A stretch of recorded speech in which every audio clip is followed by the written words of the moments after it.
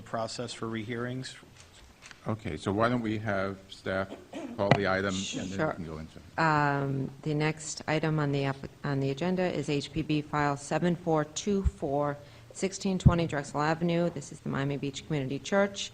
The rehearing applicant, Miami Design Preservation League, Inc., is requesting a rehearing of a previous decision of this board wherein it approved a certificate of appropriateness for the construction of a new two-story commercial building with active roof deck, including the demolition of the existing raised terrace located at the north elevation facing Lincoln Road, the demolition of the existing site wall, and the partial demolition of the existing two-story building located on Drexel Avenue. If this request for a rehearing is granted, the matter may be heard immediately following. Okay, thank you. Mr. Held?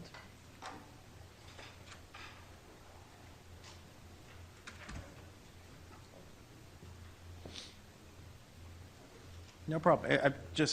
I'd like the board and the audience to be clear in the process. Of course, yeah. For us.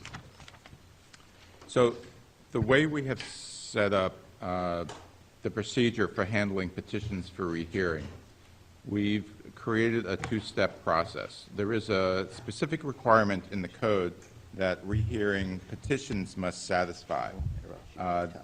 The rehearing, and I'll just read it, the petition for rehearing must demonstrate to the board that A, there is newly discovered evidence which is likely to be relevant to the decision of the board, so newly discovered evidence, or B, the board has overlooked or failed to consider something which renders the decision issued erroneous.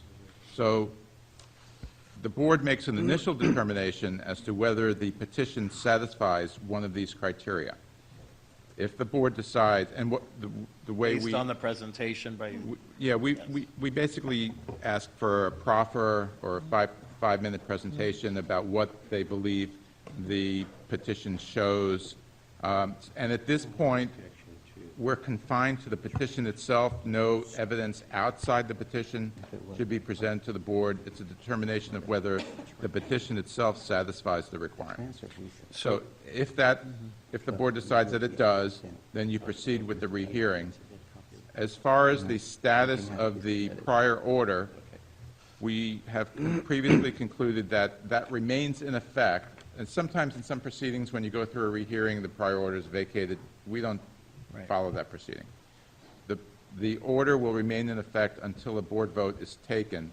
And it takes a 5/7 vote to decide whether to proceed to the rehearing and a 5/7 vote to affirm, modify, or deny the prior order. and the rehearing, just again to clarify, is really, it's not, yes, we want to reconsider. It's just to consider new evidence that we may or may not have considered in our previous vote, correct? The first stage. The second Right. stage, First stage. you can hold a complete hearing Correct. covering any subject that you believe appropriate. Correct. I Okay. just want to be very clear. If we vote for a rehearing, that doesn't vacate the prior decision. It does not. That's not, until we vote otherwise after a rehearing and get new evidence and may or may not change our votes, Correct. correct? So, Okay. Mr. Chairman, I just have a procedural objection. I want to be respectful of the process and not be disruptive. But the petitioner is limited to the documents and arguments advanced as of June 6th. Anything after June 6th cannot be introduced today for the first time. So we will be keeping a list of any documents that will be discussed today or introduced that were not a part of the petition or appendix that were submitted to the city on June 6th. That's what staff has based its analysis upon. Staff has recommended denial. Anything that will be submitted after that is in violation of the code. We will object. I'm making a standing objection now to be respectful to you all, and we'll go through the list of documents during my presentation. Thank you And very much. Mr. Chair, so that relates to the first stage of this process. The second stage is governed by the following language. The board may rehear a case, take additional testimony, and either reaffirm its previous decision or issue a new decision reversing or modifying the previous decision. Okay, But that's stage 2. thank you very much. Debbie? Think you're ready? Yes. Do you want to? I can go through staff's findings regarding the petition. The rehearing applicant is contending that The board was not given the correct information regarding the parking lot directly behind the sanctuary building. Staff had done quite a bit of research to determine whether those 7 parking spaces are required parking and if they could be removed. It was determined that due to a small office addition, one of those spots was a required parking spot. Okay. Can they be removed? Yes. Okay. However, we do not believe that that information is relevant due to the fact that the board looked at the building that was presented on the green space and found that to be satisfying the appropriateness criteria. So just because a building could be built on the parking lot doesn't mean that a building can't be designed in an appropriate manner on the green space as well. That's what the board had determined, so we do not believe that that is relevant. But the board did ask on several occasions, as I remember. Yes. If the parking requirement, if there was a parking requirement or not, and it was clearly stated that that was not an option. Correct. Okay. And that was not the correct information. Okay. I have a question of Debbie or her. Mr. Larkin said that newly discovered evidence after June 6 would not be considered. So Gary. I'm Gary. Okay, Gary, brother Gary. So doesn't that automatically a priori say that the evidence that is newly discovered is not relevant? If they had found an archaeological dig under the yard after the June 6th deadline, it would not be subject to consideration by the board? For purposes of review of the petition, to see whether it satisfies the code requirements, you're limited to what was in the petition and what's attached to it. And I believe that was filed on June 6th. There may be other, we don't really need to go through the hypothetical of an archaeological dig, because that might be a lot more Well, complicated. that's an extreme example, but Right. I'm just, There may be other requirements that would kick in play, and it wouldn't be a rehearing. We would probably do something else. But Okay. So does that mean the transcript are not admissible, or we transcript of a hearing that occurred prior to June 6th is admissible, I would say. Okay. Thank you very much. Good morning. Good morning. My name is Kent Harrison Robbins. I represent the Miami Design Preservation League. It's a nonprofit Florida corporation. It has standing here because it's a recognized nonprofit organization devoted to preserving, protecting, and promoting the cultural, social, economic, environmental, and architectural integrity of Miami Beach's historic architecture. MDPL provides cultural and educational programs to Dade County residents, surrounding counties, citizens of Florida, to the national, international visitors, and tourists. MDPL programs are developed for the general public and have special appeal to those interested in art, design, architectural history, preservation, urban and community planning. Mr. Robbins, MDPL, I apologize. Can we agree on some time limitations for both the proffer? Absolutely. we'll One keep it under and- 10 minutes. Even if it's, I'm sorry, We'll keep it under 10 minutes. 10 minutes? 10 minutes, and 10 minutes starting, actually now let's make it 9. The Miami Design Preservation League has also been acknowledged by the ordinances of the city to have special standing in order to raise objections to particular applications involved in historic preservation in the city. I'm happy to represent the Miami Design Preservation League. My name is Ken Harrison Robbins. My offices are at 1224 Washington Avenue. My assistant will be handing out some documents. There may be some dispute, but what we're handing out today are copies of a transcript, a legal determination or administrative determination, Mr. Tom Mooney, that's in a series of emails concerning the legal parking requirements for 1620 Drexel Avenue, the subject matter of this hearing, a survey that was in the original application, and the Secretary of Interior standards for rehabilitation and guidelines for rehabilitating historic building sites. thank you. All those matters should be known by, or would be known by, this board and should be considered. this is not the new evidence per se. What this is an issue of mixture of fact and law as to what was considered at the hearing and whether or not you had an opportunity to consider the criteria under the code. At the hearing, in the excerpt, it was very clear that Mr. Sosa was doing his job. He said, the question I'm asking is, to what extent did you consider other open space that the church owns on the property? And at the end of the colloquy, it starts at 140, at the end of it, there's an affirmative representation by the representatives of the applicant that the code would let us remove up to half of the existing parking spaces. We would have to retain 7 parking spaces, which essentially seemed to bind this board from considering all the open spaces which Mr. Sosa was exploring and stop the exploration of reconfiguring different areas of the site.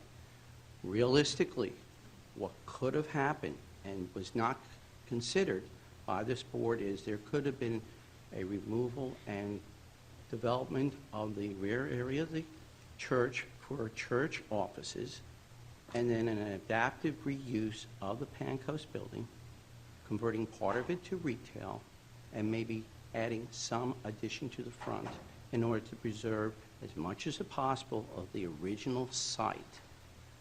And that was what was overlooked.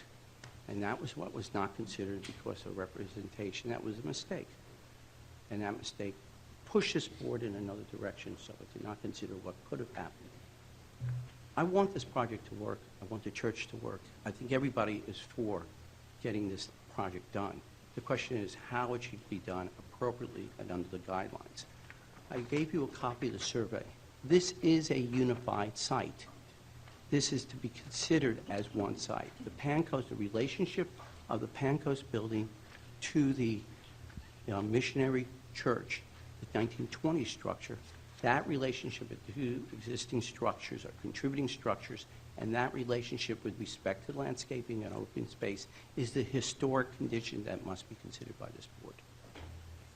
Under the Secretary of Interior guidelines for rehabilitating historic building sites, I want to read you some sections. I gave you a copy of it. It was part of what was passed around.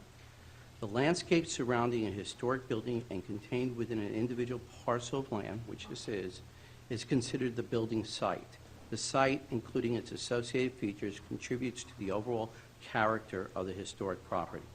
As a result, the relationship between the buildings and landscape features within the site's boundaries should be considered in the overall planning for rehabilitation and project work.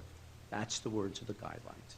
The building site may be significant in its own right or derive its significance simply from its association with the historic structure. The level of significance, association, integrity, and condition of the building site may influence the degree to which the existing landscape features should be retained during rehabilitation. Identifying, and then you go to the next page, we recommend identifying, retaining, and preserving buildings and their features, as well as features of the site that are important in defining its overall historic character. Just drop back. In the historic preservation report, resource report, over and over again, you saw the activities of the church on the lawn adjacent to the church. That was an active part of this church and always had been the activities. The Easter egg hunts, the Sunday school classes were taught there. That has always been an active part of this church and the use and function of the property. So it is improper. It's improper to try to move buildings or sites around. There is a suggestion that the roof garden addresses the open space and its relationship to the contributing buildings. It's specifically in the guidelines, page 2, it says, removing or changing buildings and their features or site features which are important in defining the overall character of the property so that as a result the character is diminished. Removing or relocating buildings or landscape features, thus destroying the historic relationship between buildings and the landscape. Relocating the landscape feature to the rooftop does not resolve the problem. It's recommended against that in the guidelines. specifically recommended against that.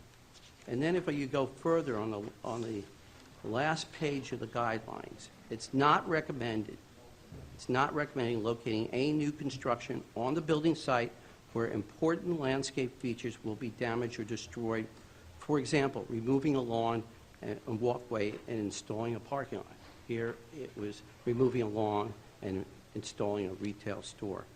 Introducing new construction into the building site, which is visually incompatible in terms of size, scale, design, materials, color, and texture, which destroys historic relationships on the site, is recommended against, or which damages or destroys important landscape features. Landscape feature is that lawn, a functioning lawn that has always been functional for that church. So, as a result, what was not considered appropriately was under the guidelines that you follow, under the recommendations of the Department of the Interior.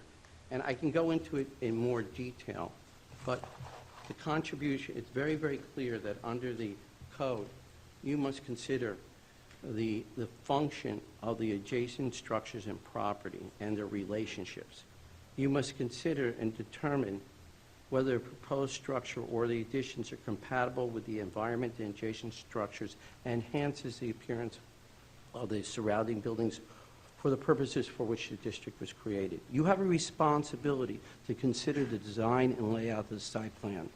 You shall review it as to provide an efficient arrangement of land uses. Particular attention shall be given to safety, crime prevention, fire protection, the relationship to the surrounding neighborhood, and impact on preserving historic character of the neighbor and district, contiguous and adjacent buildings, and pedestrian sight lines and view corridors. We lost the view corridors. We lost the view corridors for the point. And finally, you must consider the landscape. And these are the guidelines.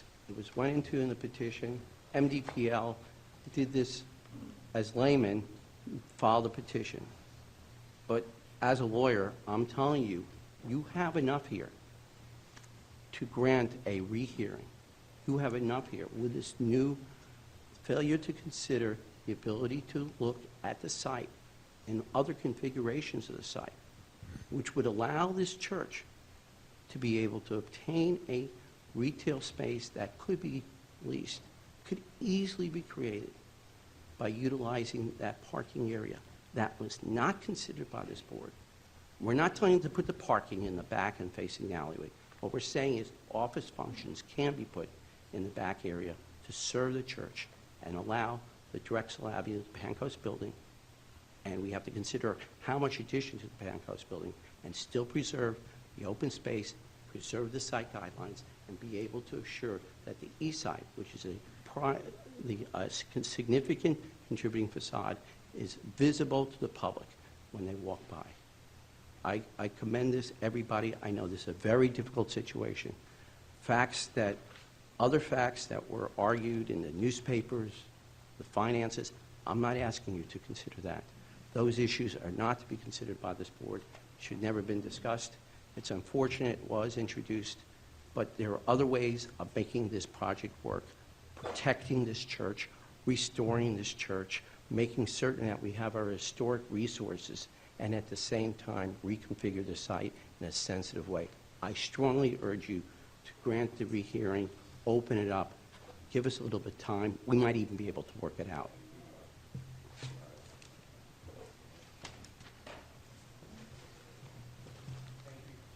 Thank you very much. Luckily, I wasn't on the mic. Thank you. Mr. Chair, could you take the signs down so the audience can actually see the board? Sure. I'll do it. Can you just move that? Yeah, just move, actually, if you don't mind, move the easel on the, over to this side. That way we can all see it while we discuss it. Thank you very much.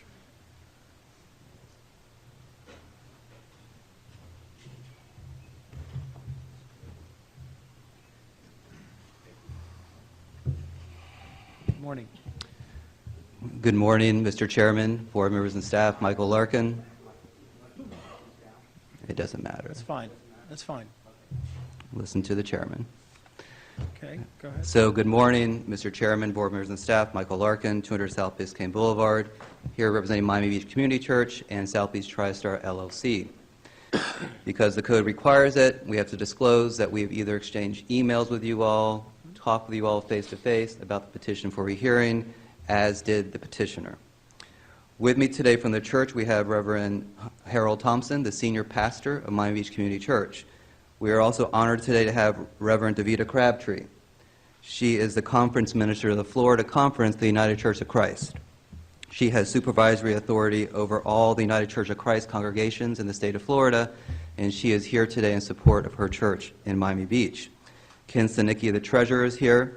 Also, members of the congregation of the church are here in the audience today. Nick Hamam, our construction consultant, David Edelstein and Jackie Mansfield from TriStar, Carlos and Jackie Tuzay, our project architects, Raymond Jungles, our landscape architect, and a new addition to our team, Jorge Hernandez. He hails from the University of Miami School of Architecture. He is our historic preservation architect that has been retained by the church in order to prepare the master preservation plan.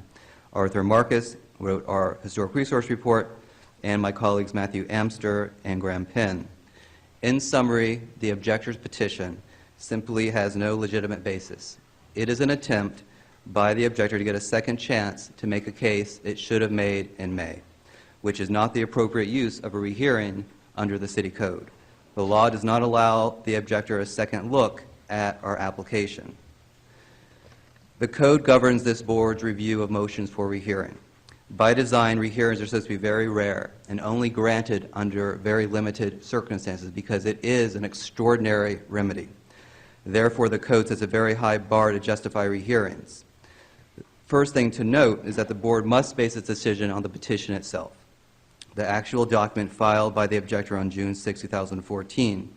The code does not permit someone rehearing to keep supplementing the arguments or information after the filing date. At the very end of the presentation, Mr. Penn will list the different documents and arguments that were advanced by Mr. Robbins that were not a part of this initial petition.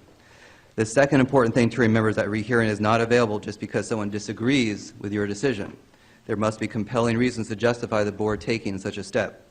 The third thing to keep in mind is that not all facts are evidence. In order for something to be relied on as evidence before this board, it must be substantial and competent. That's not a throwaway phrase. Competent means relevant to the certificate of appropriateness criteria. Some examples of facts here that are not evidence. The objector notes in his petition that Jane Fisher thought this is the most important corner of Lincoln Road. That is interesting, that is true, but it is not relevant under your COA criteria. The same thing that, for a fact, before a court invalidated it 61 years ago, there was a deed restriction on this property that limited its use to a church. That is a fact, but it's not relevant. It is not competent. Moreover, we have never suggested in any way that this board should have approved the application based upon the fact that the church will run out of money soon and shut its doors. It is a regrettable fact, it is an unfortunate fact, but it is not substantial and competent. We have agreed with the city attorney's assessment that that type of evidence or that type of fact is not relevant to your decision. In contrast, the fact that the proposed plan has been designed to provide an efficient arrangement of land uses is both a fact and evidence because it relates to the COA criteria. So when you all review this petition, you must keep in mind that there are facts, but they are not evidence. The code permits rehearing in two situations that are relevant here. First, rehearing might be appropriate if warranted by newly discovered evidence provided in the petition. Second, rehearing might be appropriate if the petition shows that the board overlooked or failed to consider something that makes the decision erroneous. Newly discovered evidence is not a phrase picked out of the thin air. Florida appellate courts have construed this phrase over many decades now. Under Florida case law, in order for rehearing to be granted based upon newly discovered evidence, you need to meet these criteria. The evidence must be so important it would change the board's decision. It must truly have not been discoverable at the time of the hearing. This is probably the most important part of the test. In order to be newly discovered evidence, the objector must demonstrate not that it declined to bring it before the board in May, but that this information would have been impossible to present. Moreover, the evidence must be relevant to the board's review and should not be cumulative evidence already in the record or offer to show something offered by the other side was wrong. Let me give an example, and Mr. Weider touched upon it. If, after the hearing, it was discovered that there was a pioneer cemetery that was within this lawn area, or Carl Fisher, perhaps, was buried here, that would be newly discovered evidence. That would be under that prong, and that would be a legitimate basis. But when this test is applied to documents offered by the objector in his petition, you all know that none of the documents meet this test. The second prong of the rehearing deals with facts or code sections that the board has overlooked or failed to consider, something that renders the decision issued erroneous. This part of the test permits rehearing if it can be shown that a point of fact or law that was presented to the board and the board missed it, didn't talk about it, didn't discuss it at all. Again, applying the Florida case law standard, this prong, rehearing may be justified if evidence was presented at hearing that was relevant to the board's decision. It was important enough to change the result, and despite its importance, the board missed it, didn't talk about it, didn't discuss it. To give you an example of what would be qualified under this test, say there was a survey submitted as a part of the architectural drawings, which there always is. Say the survey showed that we owned our current boundaries, but the architectural drawings showed the footprint of the church going all the way to the center line of Drexel Avenue. Well, and you all didn't catch it, you didn't talk about it, you didn't think about it. That would be overlooked evidence. Evidence that was in the record, that was relevant to the COA criteria, that you all did not discuss a bit. That qualifies under that prong of this test. As you may expect, there's nothing in the objector's petition that even remotely qualifies under this test. The objector's central argument is that the board overlooked the fact that the church could be built on its parking lot. This assumes that you all must consider alternative development plans or scenarios proffered by third-party objectors. As staff notes, the board has no such obligation. You all have the power to review and approve and modify or deny development plans as they are submitted by the applicant, not by a third-party objector. The board cannot force an applicant to consider alternative development plans as proffered by a third-party objector. The objector seems to consider this process as a collaborative exercise in arriving at a plan to ensure the church's financial survival, where the objector can insert its opinion on the best way the church can use the property. This is not the case. We are not co-applicants. The board is reviewing the development project as submitted by the applicant. The board could not have overlooked something that has no obligation or power to consider. The alleged failure to consider this evidence, therefore, cannot be, as a matter of law, important enough to change the board's decision because it is not relevant. It does not relate to the certificate of appropriateness criteria. You all review architectural drawings for a portion of the property that the applicant proffers to you all. You all give your comments, you modify, you deny, you continue, but you do not take an idea proffered by a third-party objector and say, what about this? Your focus under the COA criteria, that is what staff focuses on in its staff recommendation. That's what you all focus upon. The church made the decision on the reasonable commercial use of its land and determined that a retail use tucked behind a sanctuary 170 feet away from Lincoln Road, where it wipes out all of its very necessary parking, was not a good idea for the church. The second failure of the objector's argument is that the board actually did discuss the possibility of parking lot development. It was discussed during the hearing. So even if you assume for the sake of argument that this alternative development idea had to have been considered by the board, it actually was. In conclusion, we understand that the objector disagrees with this board's unanimous decision back in May approving the project. There is nothing, however, in the objector's petition that remotely supports rehearing here. None of the facts qualify under the newly discovered prong, nor did the board overlook something that would render its decision erroneous. The objector simply disagrees with the board's conclusion. Rehearing is not available, however, because a party disagrees with your decision, nor is it available for a party to bring forward evidence that it should have done in May, but failed to. As I said before, rehearing is not available to compensate for a lack of preparation. Finally, rehearing is not available, it has been explained to the City Commission, for an application to undergo a second look. There is no such thing as a second look authorized under the City Code. Board members, it is truly time for this witch hunt against the church and Reverend Thompson to end. The publication of the New Times article yesterday is the clearest evidence yet of the continuing witch hunt, with the allegation of a $500,000 bribe paid to Reverend Thompson and to the leadership of the church. That was wrong. Reverend Thompson should not have to endure this character assassination because he desires to save his congregation. It is time for the baseless accusations about the propriety of the process for this board to end. The opponents to this project were treated in the same manner as anyone else from the public, and the objector never asked for additional time. It is also time for the claims that this board was swayed by emotion rather than facts to end. This board's decision was supported by substantial competent evidence in the record of the May hearing. There was no stigma attached to that hearing. You all acted fairly. You all acted in a conscientious way. You gave a thorough analysis to this application. There's no need to vindicate your vote from the May hearing. Your professional staff and the city attorney have reviewed the petition and determined that it falls short. It does not meet the legal standards set forth in the code for a grant of a motion for rehearing. This is a very high standard because this is an extraordinary remedy. You all need to observe this standard because if you don't and you grant a motion for rehearing for other reasons, this standard becomes meaningless, a joke, and the filing of motion for rehearings will become standard practice for objectors and their attorneys. The name of the game here seems to become delay the church, delay it to its death based upon its precarious financial position. I understand the temptation to have another discussion to further explain your respective positions why each of you voted to approve the application in May. But my final 3 points are to do that rather than to satisfy the legal standard would cause extreme harm to the church for these 3 reasons, and then I'll wrap up. First, You got 5 seconds. the church deserves finality here. The church and the congregation need to see the light at the end of the tunnel. The $3 million in prepaid rent only become available once the church order becomes final. Finally, what the opponents really want here is a new record. The record from May is weak. It doesn't satisfy their need for future litigation against the city and the church. They want you to reopen it. They want to create a new record because they know you all will affirm your prior decision. They want to overturn your approval. Thank you. That's all I have. Thank you very much. Thank I'm you. available for your questions. Thank you very much. And do you want to hear from Mr. Penn, go through the objections? No. Okay. Thank you. Then we object to all the evidence or the facts that were introduced that were not a part of the June 6th petition. Okay.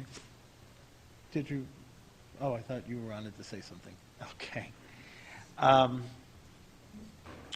think what I'd like to consider is just go down the row and see if there's any, person by person on this board, if you feel that there is evidence that you did not consider or new considerations that would sway you to reopen this discussion. Reopening does not mean necessarily changing your vote. It doesn't necessarily mean a new project. It just means that somehow you feel that you have more information, better information today than you did in May.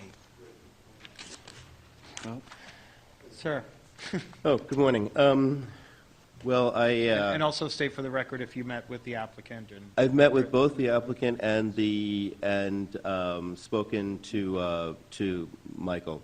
And I have to say that my bottom line is I still believe that our decision was correct. I had, in my conversation with, it was actually with Daniel, with Bill Lane and Jeff Donnelly, all of whom I respect immensely. And one of the things that you learn from talking to people who know so much is that, yes, if you lived long enough, you could know a lot more. And every minute of the day, you could learn more and more and more. And, Bill was pointing out churches in Rome that have similar kind of conditions to being in street, kind of along the streets. And we were talking about churches in Havana and the kind of mission-style churches. All of which is fascinating, and I'm, as a professor by trade and an architect, I'm also incredibly prone to discussion and to the value of discussion and the value of the process in the public domain. And I spoke about regrading a paper. And when do you decide you're going to regrade the paper? When do you decide that you're going to reevaluate a project that you've given a student a grade on? And the university has a certain level of a certain criteria by which they follow when you can regrade somebody and when you can tell somebody that a mistake was made. And I over the course of the last 12 hours, I've done a lot of reading and actually was able to read the reports that I hadn't had a chance to read when I met with my colleagues, with Daniel, Jeff, and Bill. And although I believe in the importance of discussion, I feel like this review is not about the joys of intellectual discourse, but is instead about the very cut and dry facts as to whether or not more evidence was introduced, new evidence was introduced, and whether we actually considered in the 3 hours that we deliberated on this last time, whether we considered things like the uses of the lawn. Did we discuss it? Of course we did. We discussed it at length. Did we discuss the uses of the, did we discuss parking? Of course we did. There's almost nothing that I could imagine, even precedences, that we didn't discuss at that earlier time. Did we come up with the right conclusion at that moment? I still believe we did, but I can understand other people thinking, maybe they're changing their mind. But for the purposes of what we're here to do right now, I believe that we do not have enough evidence to. I believe we do not have enough evidence to rehear this. Despite what I thought yesterday in terms of having the joy of the public debate, I don't think this is really, now actually reading the statutes, I don't think this is about the joy of public debate, and I think it's really about what we need to look at here, very, very cut and dry. So you do not feel, I do not feel a rehearing is okay, necessary. thank you. Joe Manning? I do stand by what I said in May, but I have to confess that I really never looked at the whole site. I looked at the church, the building, which to me was was my focus. The sanctuary. Yes. I thought that had to be saved at all costs. I was not moved by the finances because I knew that was not in our purview. I am really upset by the newspaper discussion. I think whispering campaigns and rumors unfortunately propel much of what goes on in this city, and it is insidious, and it has to stop, and people don't know, they don't hear what we hear, they really don't study what we study. However, because I never considered the entire site as the church, I would like to hear a good argument. Doesn't mean I would change my vote, but I want to hear a better argument for the preservation of that whole site. Convince me. Therefore, I'm open to a rehearing. Okay. So your vote would be yes for a rehearing. Okay, thank you. Wynn? This, I'm going to say what I said in the last time we heard, the first time that it came up. There was a lot of consideration, heartfelt consideration, emotional consideration, as well as factual consideration. Discussions at great length were had, and I will stand by my opinion that this will not be reheard, that my vote will stand. Thank you. And you met with?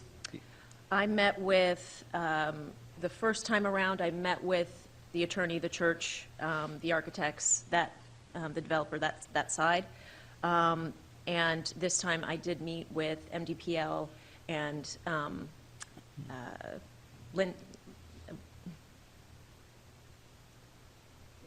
met with Daniel and Jeff. So Jeff MDPL's group. MDPL's group, right. Okay.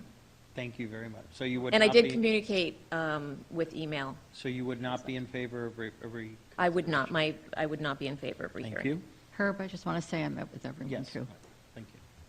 I also met with the MDPL group, and I have a short email with Michael's group, with the church's group, and I read their analysis very clearly and deeply. What this boils down to, basically for me, is that the project as given to us was not to look at a third site.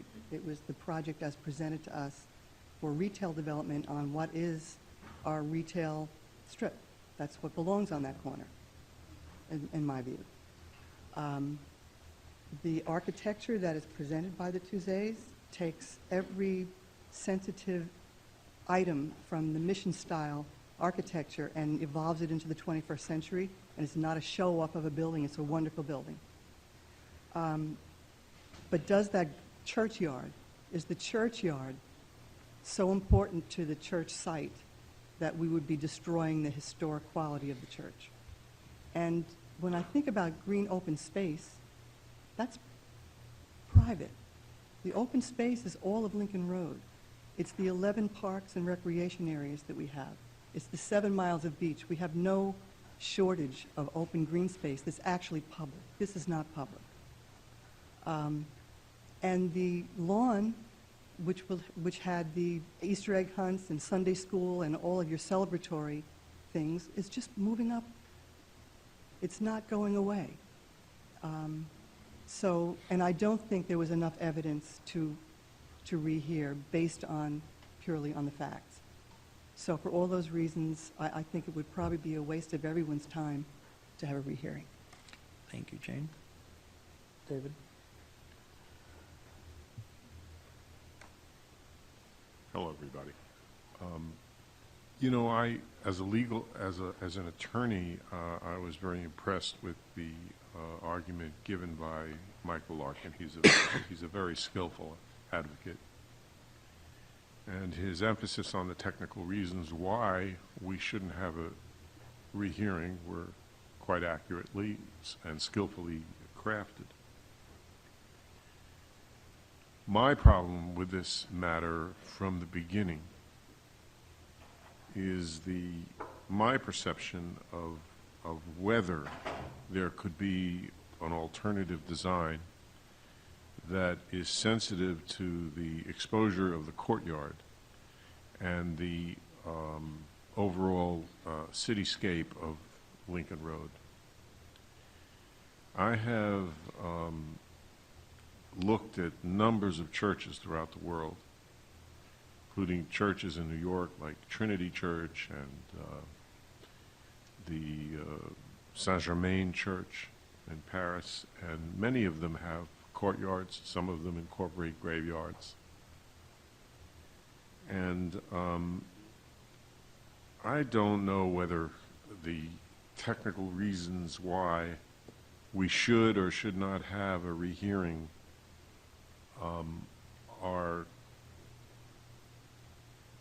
are decisive or not. I do think that this church deserves a full discussion of the issues.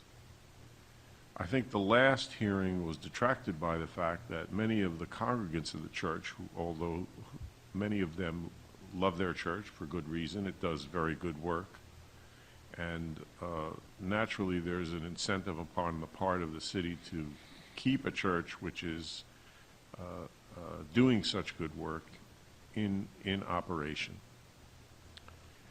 I don't know about the finances of it, and I don't think that's something that we should consider, and that was something that lengthened the discussion last time and possibly detracted partially from the design elements, the massing elements, the cityscape elements that should have been more perhaps fully disclosed and discussed. In full disclosure, I did meet with Michael Larkin, and I met with Daniel Seraldo and the MDPL to discuss these issues because I found them all very troubling. And I'm not saying that I'm going to change my vote at this point, but I think this church is of such importance that the reason that was advanced by the MDPL is sufficient for this board to more fully investigate and discover these issues, so it's given the full hearing that it deserves. And if we spend a little more time to preserve this church in the condition that many, many people in this community now believe should exist, and that this courtyard could be used or even more creatively developed, and there could be additional retail shops that are make up for the income to the church, and there's an alternative design that is possible, I think it warrants at least a full discussion, and if it takes us an extra hour or so or some time to make the right decision, let's do it. So I would vote in favor of a rehearing. Okay, thank you. Dominique? Well, I have to say I've spent hours and hours going back. I've read the transcripts. I have met with Michael Larkin and his team, the Reverend. I've met with the MDPL team as well. And it has been a very interesting journey in a sense.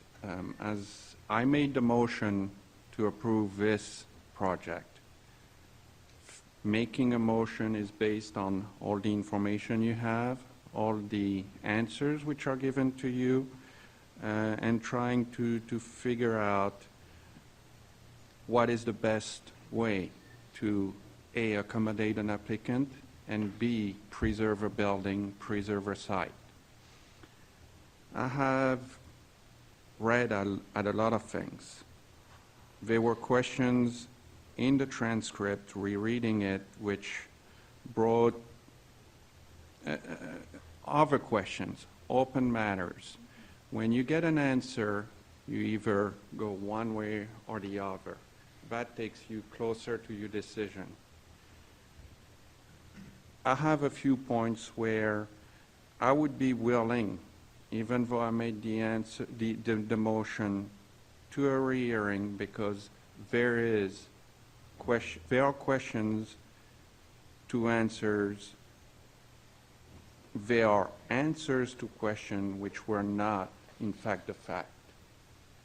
And for that, I do not say we are opening, rehearing, changing decision. I haven't said that at all. As David said, I think this project is a 50-year project, basically. And I think everybody in this community deserves maybe 1 hour, 2 hours, how long as it takes to really discuss this matter and put it to rest. So therefore, yeah, I would make a motion to rehear Well, we're not there this yet. thing.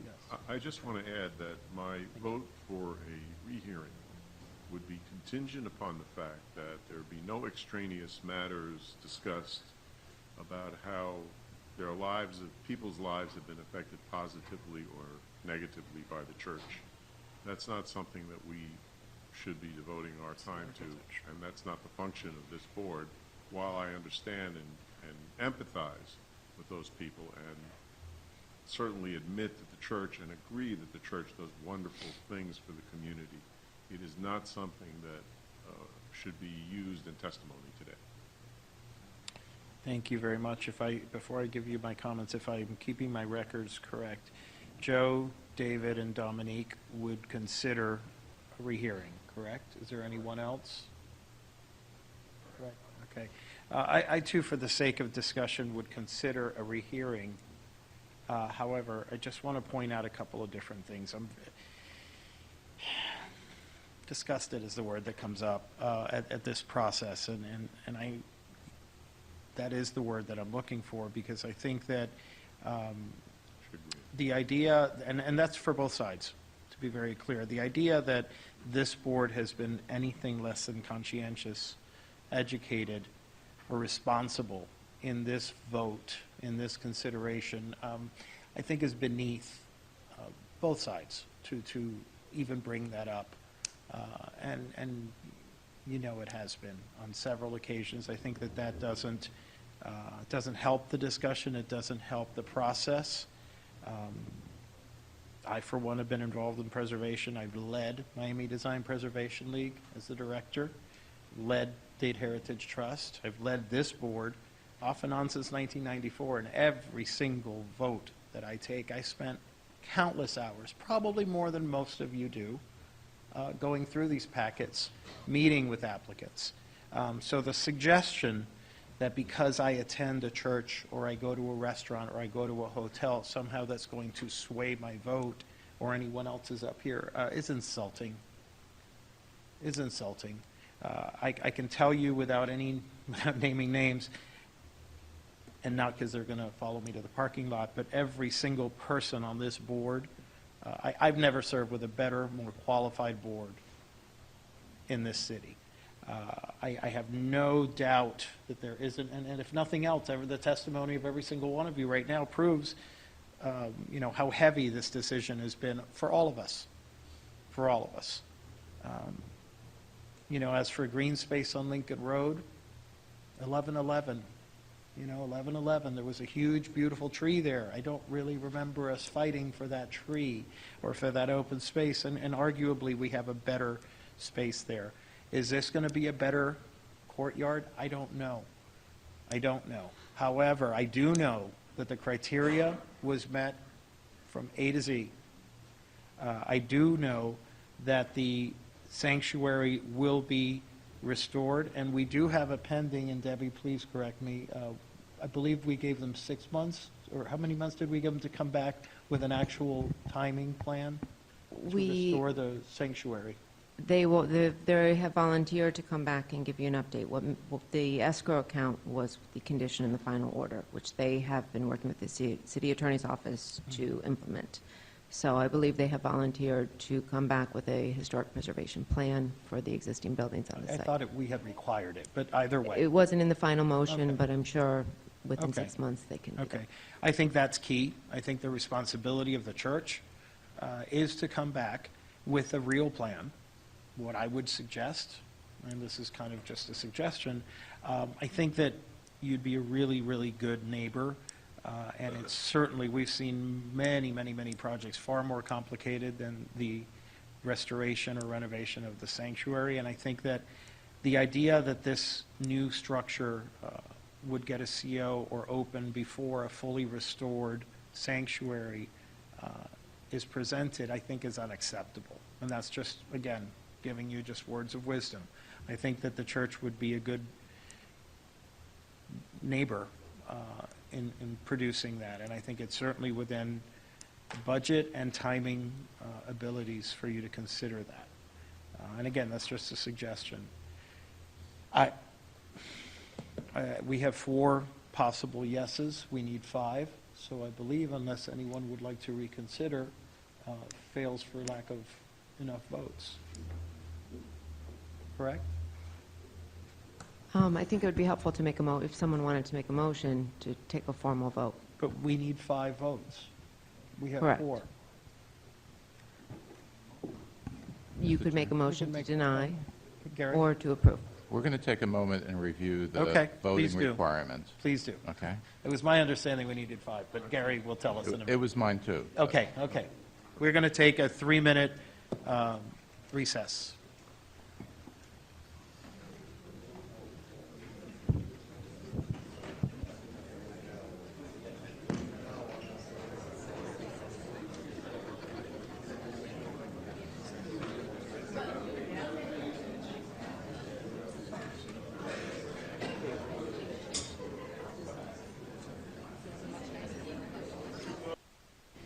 Blame it on everyone.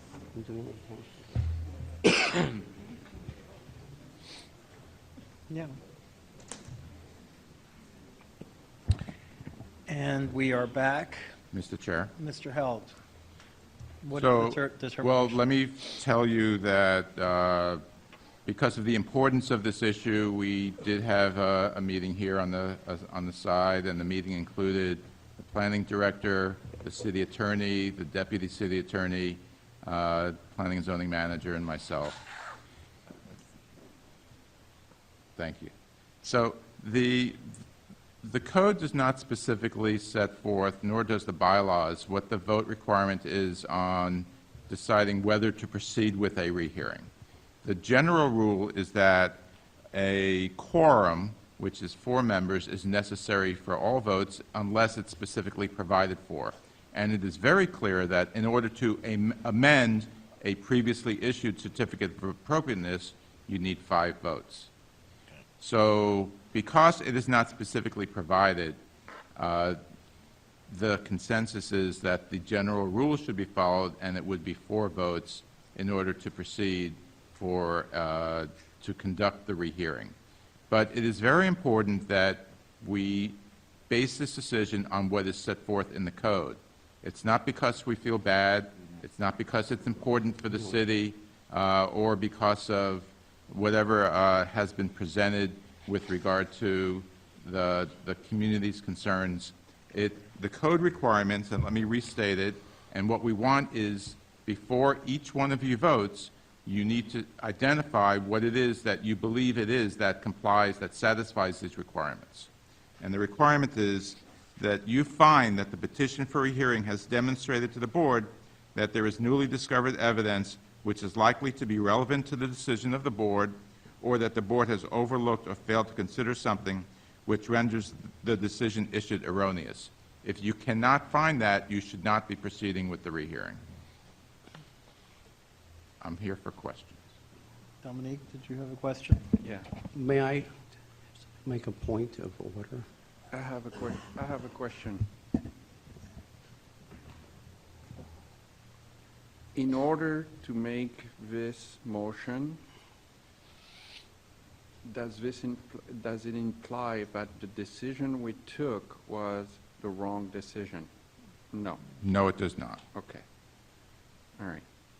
So here's a question before I even consider making a motion. Would the fact of an answer saying in this case that there are 14 parking spaces and we need to retain 7 of them, which then would imply that it is impossible to build on these parking spaces, guide us to a decision and a vote, and the fact that in reality only 1 space needs to be retained, would this be ground for a motion? Tom, did you want to answer that? Yeah. So let me just distinguish between required parking and what a property owner believes necessary for maintaining parking to satisfy his needs on the property. And I think the answer at that point may have been that they needed those spaces to satisfy their needs. And that's a separate question than required parking. And so, and let me also say this. That was a discussion that was held. It is not newly discovered or something that was overlooked. It was fully discussed at the time. Well, it was discussed. However, the answer, I'm reading the transcript, page 142, for the record. It's clear that there's a discussion of how many parking spaces, 14, how many would be needed to be retained, 7. The reality is only 1 needs to be retained. Well, 1 for required. Was the answer that the 7 was required parking? The question was, I'm going to read. Jane said, so how many parking spaces would you be able to remove? Mr. Larkin, we don't know how many there are now, but we had to retain half. Unidentified speaker, 14, because I asked the question at the meeting. That was Jane. Mr. Larkin, 14, so we do have to retain 7. You know, Dominique, to be perfectly frank with you, I don't think you're going to hear testimony if you have a rehearing that this alternate plan is not the equivalent of the plan that's being proposed. No, I'm not. So the number of parking spaces that are being retained or not on that back parcel are almost irrelevant. Gary, I'm not even at. No, I'm not even at rehearing or hearing about an alternative space. I'm here simply to hear and put this to rest, one way or the other. And I think everybody in this chamber has the duty, the right, and has the opportunity to hear it out once and for all. And that's what I want to do. if you're asking me about the materiality of the number of parking spaces, I don't think that's a material issue. Okay. Can I ask a question?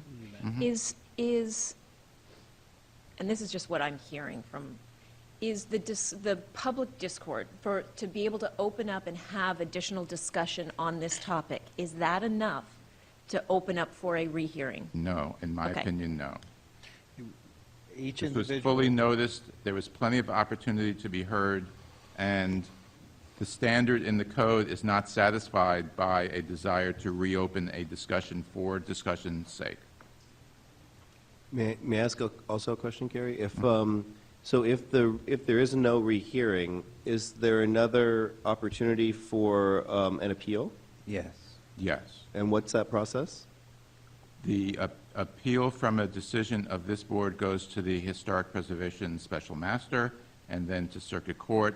It's based upon whether there was competent substantial evidence before this board when it made its decision, and Whether the duty procedural of the due city process, attorney's right. office is to defend that decision, and we would defend it successfully, likely, because there was competent substantial evidence before the board at the time. I have a question on this. How long would this process take?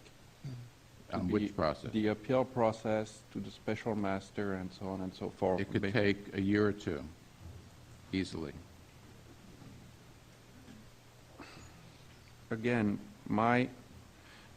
for me, it is important that this church be preserved. It's important that the entire community hear it all, and that's what's important. I'm not discussing, let's move the building one way or the other. I think everybody deserves to hear. So would you like to make a motion, and if so, what is your personal basis?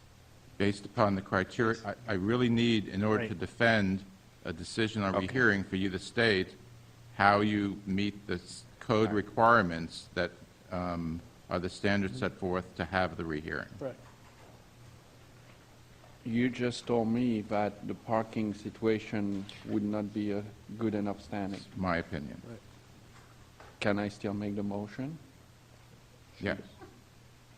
So In other words, his reasoning can override your opinion for the sake of making the He- motion. That's the question. You have your Yeah. own opinion, Yeah. and if you want Correct. to state that as the Correct. basis for your opinion, Right. that's the basis. I don't. All right.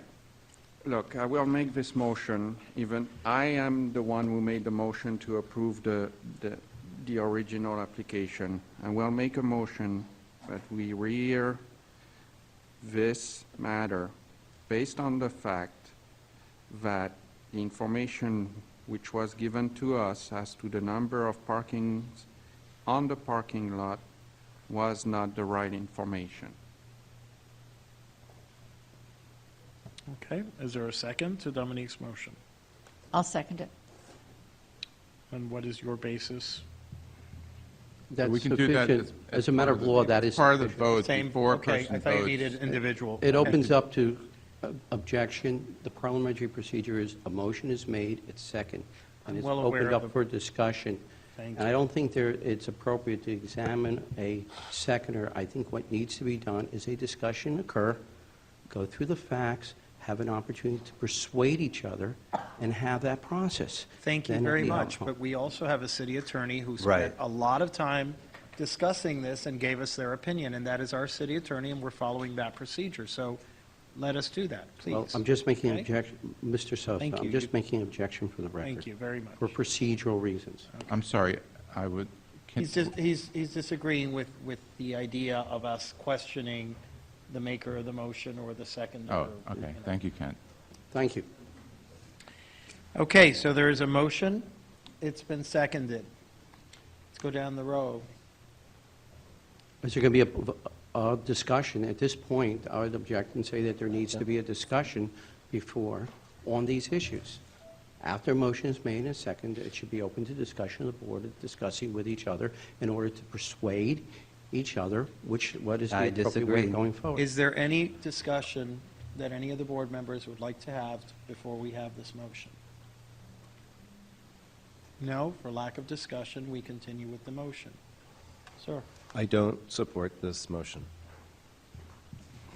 I do support this motion. We Nay. need, Can you- I need each can you explain individual why? vote in favor of the motion to state exactly how it satisfies rehearing. I think there is an issue with the parking. I have other issues, but I think there is an issue. That doesn't fall, I need to defend the code, and that doesn't satisfy one of the two criteria that's set forth in the code for this. Joe, if you could look at page 3 of the staff report, though, the criteria are listed as A, B, and C, so I think it would be helpful if you could respond directly to one of those criteria as your rationale. And that's true for anyone voting yes. Correct. Okay, A. I think you need There is to newly discovered- elaborate. There is newly discovered evidence, which is likely to be relevant to the decision on the board. And what is that evidence? The parking, that we were given erroneous information. Stay on the mic, please. The parking, that we were given erroneous information. Okay. Okay. Nay. David? For what reasons?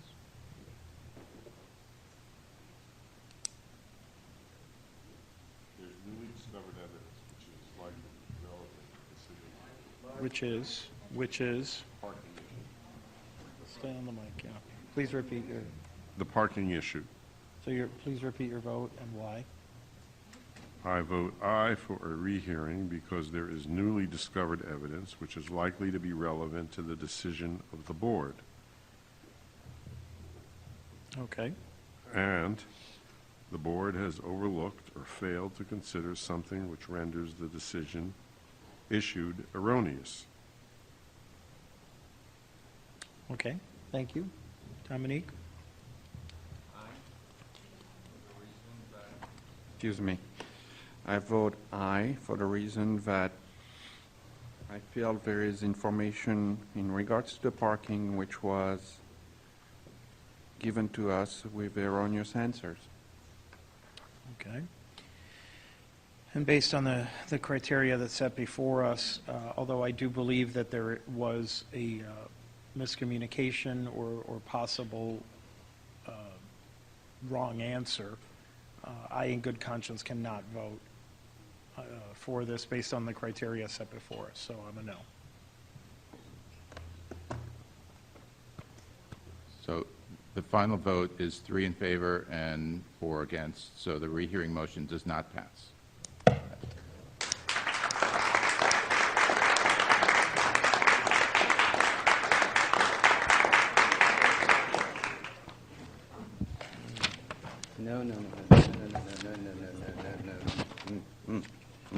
Procedural question? Sure. Frank Del Vecchio, 301 Ocean Drive. I had come prepared to testify on the petition for rehearing, and I didn't hear that you opened the public hearing. But you did de facto open the public hearing by hearing the applicant and the appellee testify. Is the public hearing de facto opened? Mr. Chair, if I can respond. Please. If there were a vote in favor of rehearing, you would have been entitled to testify. But the general rule is that only a movant or an appellant gets to argue their motion or petition. It's not generally opened up for discussion. So the petitioner was granted the right to present his petition for a vote as to whether to proceed with the rehearing, and the applicant was given a chance to rebut, but it was not open for public hearing, is not required to be unless they voted in favor of moving forward with the rehearing. So you're revising this board That that has always been the the law. petition for rehearing does not require it to be open for public hearing, even though requests for continuances, withdrawal, and substantive matters are, as a matter of practice, Right. open for public testimony. Right. So your ruling, which of course the board will follow, is that petitions for rehearing are not required to, the public is not, even though it was noticed, and it's the general practice in all other cases to open to public hearing. It is not the general practice before the land use boards to proceed that way, Frank. Well, I take exception to that.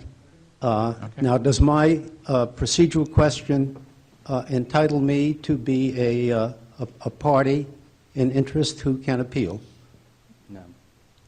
No, well, you know, we can discuss this later if you want. Thank you, thank you, thank you. Okay.